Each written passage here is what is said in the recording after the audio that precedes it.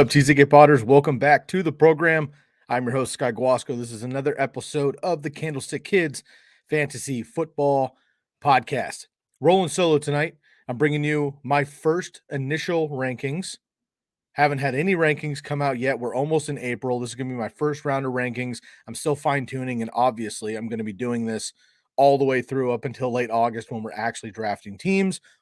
I'm talking tonight specifically about redraft. This is not dynasty rankings, so I want to make that clearly because you're going to hear some names and rankings that might not make sense to you. So I am going for redraft right now, but I will get into dynasty obviously as we go along here as the NFL draft comes out and such. So my objective tonight is to give you my first round rankings for quarterbacks and running backs, but I'm highlighting specifically free agent players and traded players. So players, notable players in fantasy football for quarterback and running back who have either stayed on their same team and re-signed in free agency, or they've made a significant move to a new team in free agency, or they've been traded to another team in free agency at quarterback or running back. I'm listing those players specifically in tonight's show. I'm going to follow up on a later episode with my wide receivers and my tight ends with the same protocol. So I'm not running through every single one of my quarterbacks and running backs on this episode, but I am going to share my screen in just a second so you can see my rankings and see who is, above and below the specific players that I'm talking about. But for example, for quarterback, I'm going to talk about Tom Brady. I'm going to talk about Aaron Rodgers, but I'm not talking about Justin Herbert, Josh Allen, Kyler Murray on this particular episode. Those guys didn't move. We'll save them for another time. If you have not yet given a like, a subscribe, a share to the channel, please do that. We are right here on the Fantasy Focused YouTube channel, also available on Facebook, Twitch, and Twitter. Give us a subscribe. It really helps our channel grow. And also leave a comment below. What is your favorite free agent move, or what player makes the most sense for them to come back to their team in free agency? Or let me know about a traded player. Try to keep it to quarterback and running back on this particular episode. If you have not yet, also please subscribe to the podcast, Candlestick Kids Fantasy Football Podcast, anywhere the Believe Network is heard on podcast networks. It's much appreciated as well. I've been running with the Candlestick Kids and the TCK Pod since 2018, and we are now boosted up as well with the Fantasy Focused YouTube channel. Beach, I see you tuning in, man. I appreciate you always. Thank you very much. For those of you who like to jump in the comment section, I'm more than happy to have a conversation.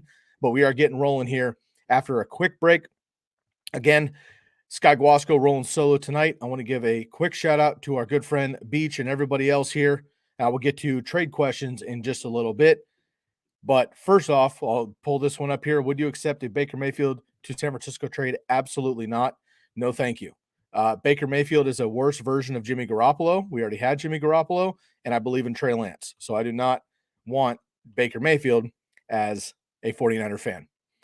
All right, y'all, we'll get back to the rest of this episode. Once again, we are doing quarterback and running back, free agent and traded players.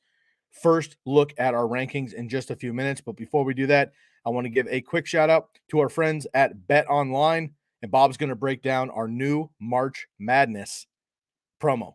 We'll be back in just a few minutes. It's that time of year as college basketball takes center stage with the tournament finally upon us. If you're looking to wager this year, BetOnline is the #1 spot for all your updated odds and info, along with great contests, including the bracket contests, where you have a chance to take home the top prize.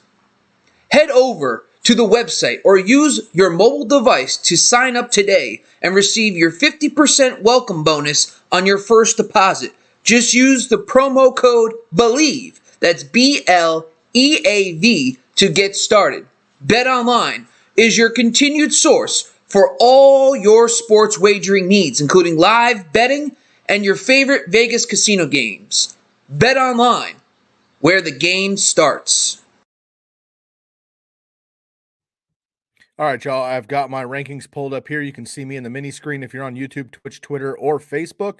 If you're on the podcast, I'm going to break this down best I can. Again, I am not going into every single quarterback. If you have questions about my rankings that you can see, drop them in the comments. I'll maybe hit that at the end of the episode. I'm not going through every quarterback right now. Obviously, these rankings are going to be manipulated and change consistently as we get more information. But as of right Now, here's a first look at my quarterback. So skipping right to number 6, QB number 6 is Tom Brady. Now, he gets re-signed by the Tampa Bay Buccaneers. No big surprise here. Of course, we did think that he was going to retire. He retired, well, he pseudo-retired for about a week and a half. And then he decided to come back, run it back, try again with the Tampa Bay Buccaneers, who last year, if not upset and didn't, miss their opportunity to beat the Rams late in the fourth quarter when they had a great comeback there, they might have had an opportunity, unfortunately, to get through my Niners, and they might have had a chance at another Super Bowl, but they got upended. The rest is history. So, quote unquote, unfinished business for a guy that's won 7 Super Bowls for Tom Brady, but he was QB3 in 2021, led the NFL in all sorts of passing attempts, yardage, touchdowns. He was QB8 in 2020. That was the first year with the Bucs. He's got top 5 upside and top 3 upside once again if those rushing quarterbacks ahead of him, like Josh Allen, Kyler Murray, Lamar Jackson, if those guys go down, and last year they stumbled, Josh Allen didn't, but Kyler Murray and Lamar Jackson did. If they stumble again, Tom Brady could again be in the top 5, top 3. So I think you're going to get a value once again for him this year. So Tom Brady for me is at QB6, and I love him returning to Tampa Bay, obviously. Let's go down here to number 10.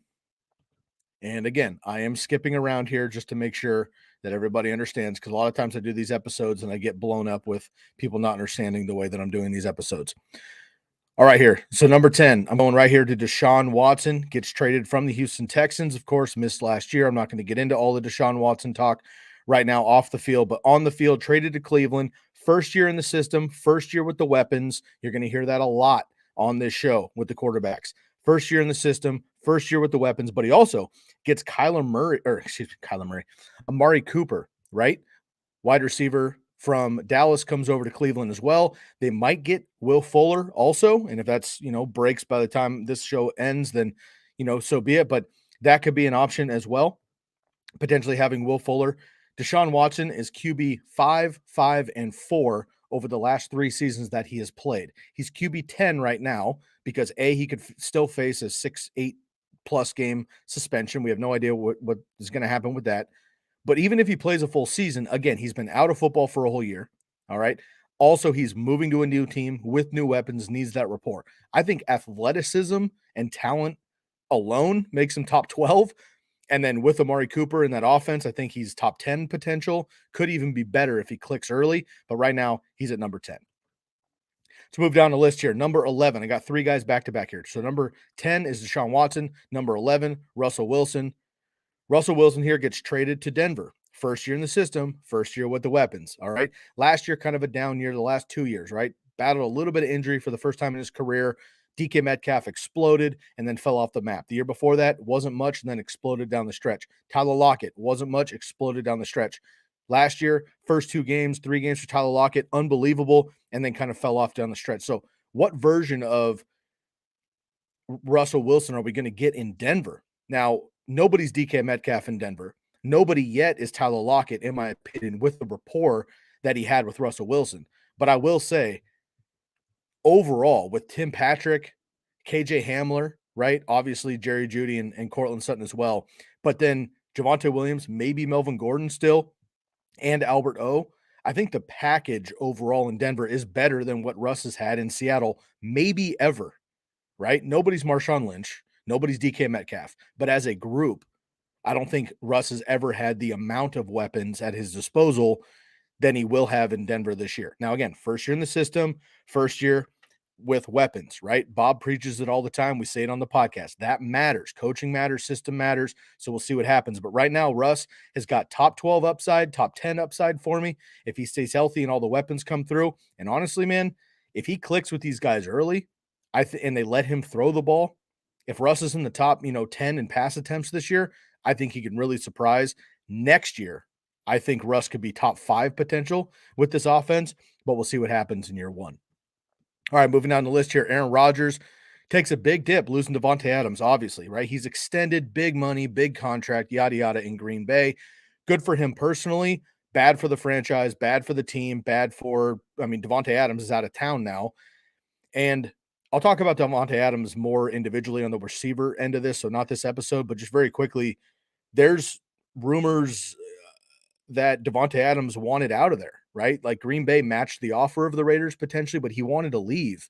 That's not good rapport, right?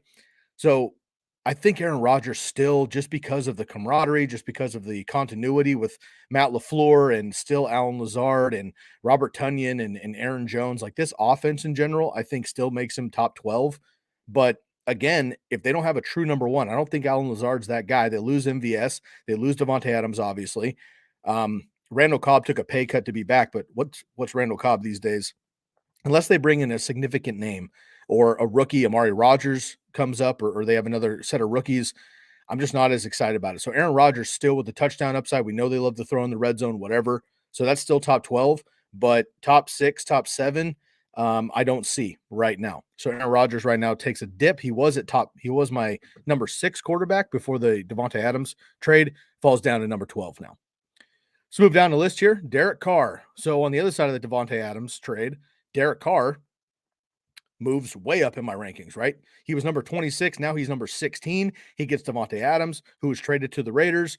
He was QB 13 and QB 12 over the last 2 years with nothing close to Devonte Adams. All right. So Derek Carr just threw for, almost 5,000 yards, but he's only thrown for over 30 touchdowns one time in his career. That was the second season when he had Amari Cooper and Michael Crabtree. All right. So I'm concerned about the touchdown upside, but now, if you don't know already, the big reason why Devonte Adams went to the Raiders is because he and Derek Carr played college together at Fresno State, right? So they have previous rapport. I love that. It's all about continuity. In year one, we'll see what happens, but I do like the upside. Derek Carr for me right now, QB 16. This is tough because he could end up outside the, top 20 if it doesn't click right away, but he could also be top 12 if it does, right? So I like Derek Carr, but right now I still have guys like Jalen Hurts and Trey Lance because of the rushing upside, maybe even Justin Fields because of the rushing upside ahead of Derek Carr, Kirk Cousins ahead of Derek Carr, but we'll see what happens by the time we get to the season. Okay, a couple names. I'll blast through some of these quarterbacks quickly so we can get on to our running backs. Matt Ryan, another big trade, goes from the Falcons to the Colts. First year in the system, first year with the weapons. Before last year, when Calvin Ridley played 5 games and then disappeared, and now obviously he's out this year for the gambling. Before that, he loses Julio Jones to the Titans. They get Kyle Pitts, and he was overloaded with targets, but still a rookie tight end, had 1,000 yards as a rookie, didn't do much in the offense, right? Cordero Patterson ran the show, but he's a hybrid wide receiver kick returner, right? So the Falcons are kind of a mess. They were looking to rebuild. I do like them going with Marcus Mariota, who I'll cover in just a little bit. But Matt Ryan moving on to a veteran team, a team that's able to win right now, a team that could potentially win that division if the Titans stumble at all. I do like Matt Ryan going to the Colts. Great set of weapons there. I think they could still add another wide receiver. Excellent offensive line. Arguably the best running back in Jonathan Taylor in the NFL. Matt Ryan going to the Colts is massive. He's still just number 21 for me because he has no rushing upside. First year in the system, first year with the weapons. So we'll see what happens. But he was at like QB 28 for me before this move. Bumps him up 7 positions. I've got him right around Davis Mills, believe it or not, who I'll get into at a later time, and Jameis Winston, who re-signed with the New Orleans Saints. Not much to mention about Jameis Winston, but he did re-sign with the Saints, so they're going to run it back with him. We know the situation kind of, he's a run and gun kind of a guy. We'll see what happens there. Carson Wentz signs with the Washington Commanders, first year in the system, first year with the weapons. This is a quarterback I'm probably going to avoid. I know he's got upside. I know he's had upside in his career. Not thrilled about him necessarily. I love Terry McLaurin. I love Antonio Gibson. Don't really love the rest of this offense. I don't trust the offensive play calling. I don't trust Carson Wentz. He's turnover prone. That Dallas defense obviously is very good. Philly is generally pretty good. The Giants seem to be getting a little bit better as well. I don't love Carson Wentz. They might be 500 club. Carson Wentz might end up at QB 16 to 18 if he throws a bunch of touchdowns, but I don't see it, and he doesn't have the rushing upside he did early in his career. First year in the system, first year with the weapons. I'll pass on Carson Wentz. Right now he's at QB 23. Marcus Mariota traded from the Raiders to the Falcons, as I mentioned earlier. I like this a lot. He was QB 10 in points per game just a few years ago before he got injured and then effectively benched for Ryan Tannehill. The rest is history. Ryan Tannehill went on to be QB 7 2 years in a row. And then obviously they shipped out Marcus Mariota to the Raiders, and then now he is traded to the Falcons. I love this. This is very surprising to me. He's a Hawaii kid, played at Oregon. I'm a huge fan of him. I thought he was going to stay on the West Coast and go to Seattle, but he doesn't. He goes all the way as far away from Hawaii as you can be in the States, and he goes down to Georgia. So I like this a lot, but obviously he's going to need some help. He does reunite with Arthur Smith, his former coach there in Tennessee, but also the coach that benched him. So we'll see what happens with my boy Marcus, but I like the fresh start. Mitch Trubisky right behind him for the Pittsburgh Steelers. This is an upgrade from Ben the last 2 years. All right, top 12 upside with the rushing ability. Say what you want about Mitch. I've got him at 29, which I think is very, very low, but I have him this low on purpose because I just don't know what the Steelers are going to do with the rest of the wide receivers, boosting that offensive line, play calling after all these years of Ben. What's Najee Harris going to do? Is Mason Rudolph actually in competition with Mitch Trubisky? I think Trubisky's already better than him, but he didn't play much last year sitting behind Josh Allen. So a lot of question marks for Mitch, but I do like him overall. He's at 29 for me. I would imagine he's going to be probably in like the mid to high 20s by the time draft season comes around, assuming he's the starter. Finally, Drew Locke traded when that Russell Wilson trade from Denver Broncos to Seattle. I'm not involved in this at all. There's going to be zero Drew Locke on anything I have a part of in fantasy football this year. He's the starter for now, I guess, but I'm not interested at all. I wouldn't be surprised if they bring in a rookie, maybe another veteran. Geno Smith is still there, could beat him out potentially. I don't like Drew Locke at all. I know DK Metcalf has his back, and that's super nice of him, but I don't believe in Drew Locke. And in that division with the Cardinals, Rams, and Niners, he's going to get eaten alive. No, thank you. And I made a quick mention here of Teddy Bridgewater going to Miami to back up Tua. I've already said, I think Teddy Bridgewater is either the same quarterback or better than Tua in NFL terms. In fantasy, Tua adds a little bit more flash, but I'm not a huge Tua fan. I've been open about that. Teddy Bridgewater, I think, is a great comp to him in case he gets injured. But obviously, I'm not going to have any Teddy Bridgewater. Okay, those are my quarterbacks. I know it's a lot in a short amount of time. I'm going to take a quick break, give a shout out to our friends at Care Factor, and then I will be back for my running backs and get to some of these questions here. So let me pause quickly and give a shout out to our friends at Care Factor. Hey TCK Potters and Fantasy Focus community. Are you looking for options for hair loss? There are many options out there for treating it. However, most products treat the cause, such as DHT, and don't do much to support the growth of new and stronger hair. It's like removing harmful weeds from your lawn, but not doing much to fertilize the grass. That's why the Fantasy Focus and TCK team has partnered with Care Factor. Care Factor saw this problem and focused their research on finding just the right combination of biosynthetic growth factors and an innovative delivery system to promote fuller, stronger-looking hair. So whether you're a listener who suffers from various forms of alopecia or even stress-related hair loss, the Care Factor treatment is the perfect scalp-friendly solution that can help and influence stronger and healthy hair throughout all stages of the hair life cycle. And now, exclusively for TCK listeners, use the promo code TCK at checkout to get 15% off all products at shop.mycarefactor.com. That's shop.mycarefactor.com. Care Factor, skincare for hair. Alrighty, y'all. Back here, Sky rolling solo on the Candlestick Kids Fantasy Football Podcast. If you have not yet, please subscribe, hit the bell, leave a comment below. And for you podcasters, please leave us a 5-star rating if you feel we deserve that, or give us an honest rating there and leave a comment as well. It helps us boost the channels. Okay, I got into my quarterbacks already. Let's get into the running backs. Not as many running backs to cover, but here we go. Leonard Fournette at number 9. Again, I'm not doing all of my rankings, just the players that moved or re-signed in free agency or a trade. Leonard Fournette re-signs with the Tampa Bay Buccaneers. Not a big surprise here, but just hours before he re-signed with the Buccaneers, he actually had a cup of coffee with the New England Patriots. That would have been a complete mess if we had 4 viable running backs for the Patriots, but so it is. Leonard Fournette back with the Bucs, running back 5 last year in PPR with Tom Brady. I've got him at number 9 right now just because I can't move him ahead of Joe Mixon, Najee Harris, Alvin Kamara, assuming he plays, Austin Eckler, Dalvin Cook, and then, of course, the big 3 at the top. So right now, Fournette's at number 9. That feels comfortable for me. Obviously, he's got top 5 upside. We'll see what happens with the rest of that backfield and Tom Brady. Next up, number 18. Again, we're just doing free agents and traded players. Down here at number 18, but higher than consensus right now, James Conner re-signed with the Arizona Cardinals, RB8 in PPR last year. He had over 1,000 total yards and 18 touchdowns.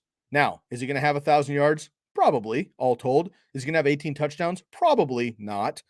But still, I think he's got, high-end RB2 upside, and he's got weekly mid RB2 floor. I think he's an RB 20 to 15 every week, unless they bring in another running back, which they probably will in the draft now that Chase Edmonds is out in Miami. So I do like James Conner. I have him as a target right now, but that's only if draft capital allows. If he's in like the 6th round, I want James Conner all day long as my RB 2 or 3. If he's like the 4th round because of last year's stats, I'll pass.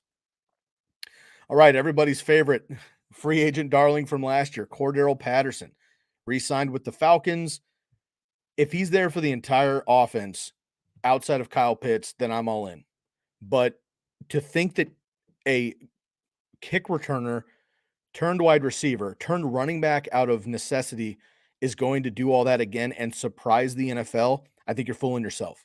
All right. Things happen in the NFL every year that people don't expect, and they get blindsided and it works. Okay. The Wildcat. All right. Obviously, you have Cordero Patterson last year. Hybrid things happen in the NFL from time to time. Nobody expects them. They can't figure them out from week to week, and they work. Cordero Patterson is no longer a secret. If he gets a bunch of work, that's awesome. But he didn't hold up down the stretch last year. That concerns me. I got him at running back number 24. Obviously, he has a wide receiver ranking also. In PPR leagues, I like him more, clearly, because he can catch the ball quite a bit. Not worried about Mike Davis, and I'll talk about his backup here in just a little bit, Damian Williams. Let's move down to my boy, Heem Mostert. I've got him at number 31 here, signed with the Dolphins. He should have a chance to start right away. He's got previous rapport with new head coach Mike McDaniel from his days with the 49ers. But my concern and everybody's concern with Raheem Mostert is health. He has 2 seasons since 2015. This will be his 7th year in the NFL. He has 2 seasons with 100 touches. Not even 100 carries, 100 total touches, just 2 years out of 7 for Raheem Mostert. So that's concerning to me, obviously, but I think he comes in with the rapport. Chase Edmonds probably is going to be that 3rd down hybrid back.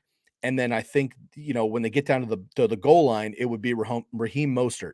Let's also not forget about Myles Gaskin, right?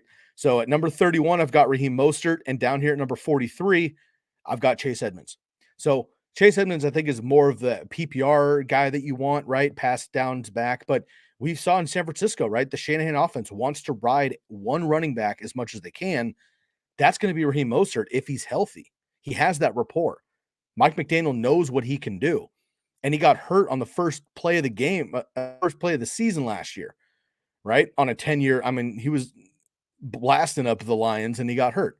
So Raheem Mostert, I think, comes out of the gate as the starter. It's his job to lose because Chase Edmonds is also new. And Myles Gaskin, I've been saying it for 2 years. 7th round pick out of Washington. He was never supposed to be the starter. He's played well with opportunity, but he's not better than Chase Edmonds or Raheem Mostert. I think it's both those guys' job to lose.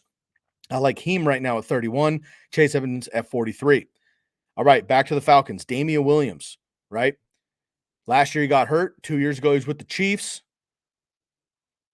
I think he could potentially be the backup, or he's the backup already because he's better than Mike Davis. But he's the backup / he could win this job outright because they need a wide receiver. Cordero Patterson should play wide receiver and come into the backfield for specific packages. All right. Marcus Mariota is a veer, or, if you want to call it kind of an option quarterback, right? He can run very well. He did all that shotgun spread offense at Oregon. So they could use Patterson for more of that stuff. But Damien Williams, for me, could be a better just true running back, right? Unfortunately, he beat up on my Niners in the Super Bowl a couple years ago, should have won the Super Bowl MVP. He can't stay healthy either, though. He's never had a season of more than 500 yards in the NFL, but he has the burst. That's why he keeps getting jobs. So Damien Williams, to me, is one of the better late-round handcuff sleepers. I've got him at running back 49 right now. You might be able to get him in like the 13th round come draft day, 15th round in redraft leagues as a handcuff. And if he wins that job, or Patterson gets hurt, or Mike Davis gets hurt, and he's that number 2 or whatever, I think he could be a complete steal here. So keep an eye on Damian Williams. Although, again, I think the Falcons bring in another running back, whether it be an aging veteran like Le'Veon Bell or something like that, or they could potentially get a rookie in the draft. But as of today, Damian Williams is kind of a sleeper for me at running back 49. All right, just a couple more here way down, but I want to mention them. Deonta Foreman, another sleeper for me, signed with the Panthers. He's got sleeper, handcuff, upside. If CMC goes down, which he has the last 2 years, Deonta Foreman showed last year he could, A, stay healthy for the first time in his career, B, he was a truck, right? If you didn't know Derrick Henry was out, he's got the dreads and everything. Like, he was kind of like Derrick Henry light when Derrick Henry went down, Deonta Foreman for the Titans. So Chuba Hubbard did not do much with his opportunity last year. Mike Davis was a top 15 running back, and he can't do anything. Deonta Foreman, if he were to get significant work with CMC going down, or even third down work, I think he can really be a sleeper and a surprise too. Don't forget about Deonta Foreman, and definitely, in my opinion, he is the handcuff over Chuba Hubbard, no matter what, for CMC. I'll put that out there right there. Deonta Foreman for the Panthers. All righty, 2 names left. You're probably not even interested, but I got to mention him here. My boy Matt Breida from back in the day with the Niners signs with the Giants. Now, look, you're thinking like, Saquon Barkley is the guy, he will never play. That's true, but Saquon doesn't play either. Saquon put in 13 games last year, but I mentioned earlier this year, it felt like 7. All right? If Matt Breida gets time, or if Saquon goes down again, Matt Breida has the speed, one of the fastest running backs in the NFL. He has goal line potential, and he has been effective when given opportunity in the NFL. With the Dolphins, the Bills, the 49ers, Matt Breida can get it done. So he's just a handcuff right now. He's not even really a sleeper because I don't want that Giants offense. But if something happens to Saquon Barkley, or you have Saquon and you have a last-round pick, Matt Breida is definitely somebody I want on my roster just in case. So keep an eye on him. And finally, Duke Johnson. Don't forget about Duke Johnson. We've all wanted him to be something more than he is so far, but he signs with the Bills. All right. J.D. McKissick was going to go to the Bills. He bails. I thought Jerick McKinnon was going to go to the Bills. He doesn't go there. It ends up being Duke Johnson. Nonetheless, it's a pass-catching running back going to the Bills. That's not Devin Singletary. That's not Zach Moss. They want it to be somebody. It could be Duke Johnson. I like this a lot. I don't love the backfield. I don't love the situation because Josh Allen's the RB1 there, but Singletary showed what a running back could do in this offense when given multiple opportunities down the stretch there in the final 5 games. So if Singletary is going to be that guy, he's 5'7". Duke Johnson's not much bigger than him, but he's got a little bit more beef on him, and he can catch the ball better than Singletary can. So with those 2 running backs, plus Josh Allen, right, plus Stephon Diggs and Gabe Davis and Dawson Knox, and now you have O.J. Howard, that's a good offense, right? Brian Daboll is now with the Giants, so there's going to be a shakeup in that offense, but before too long, they might even commit to the run a little bit more because of that mix-up at offense. So Duke Johnson, again, deep sleeper, handcuff, but just a name to mention. Whew. All right, y'all. Did you get all my names? I hope so. I appreciate y'all hanging out with us. I know it's a lot of information right now with everything laying down. I'm trying to keep these episodes somewhat light and somewhat quick, but now we are at a half hour already. But I want to give you my quick rankings, my quick slots for the running backs and the quarterbacks so far after free agency, after some of the major trades have happened. We still have a couple, wide receivers that haven't landed yet, maybe some aging veteran running backs that haven't landed yet. There's a couple quarterback spots left as well, maybe a tight end or two to go in trade or free agency. As those happen, we'll bring them to you right here on the TCK pod. I will be back at a later episode to bring you the wide receivers and the tight ends after the free agent and the trade fallout. So once again, if you have not yet, please make sure to subscribe right here to the channel, Fantasy Focused YouTube channel on Twitch, Twitter, Facebook, and of course, YouTube. And if you haven't yet downloaded our podcast, please do that as well. Anywhere the Believe Network is heard, anywhere podcasts are listened to, Spotify, iTunes, Stitcher, right? Google Play, Amazon, wherever you listen to your podcast, you can find the Candlestick Kids Fantasy Football Podcast. We are bringing it to you as we speed up here, and the NFL draft is upon us. Stay tuned right here to the TCK pod. Bob will be back with you tomorrow, bringing in the boys as well, and I'll be back at a later date as well. Appreciate y'all hanging out with me. This episode and all episodes are brought to you by the BetOnline AG and the Believe Networks. I'm your host, Sky Guasco. Have a wonderful, wonderful rest of your Tuesday. We'll catch you again right here on the TCK Pod. I am out of here.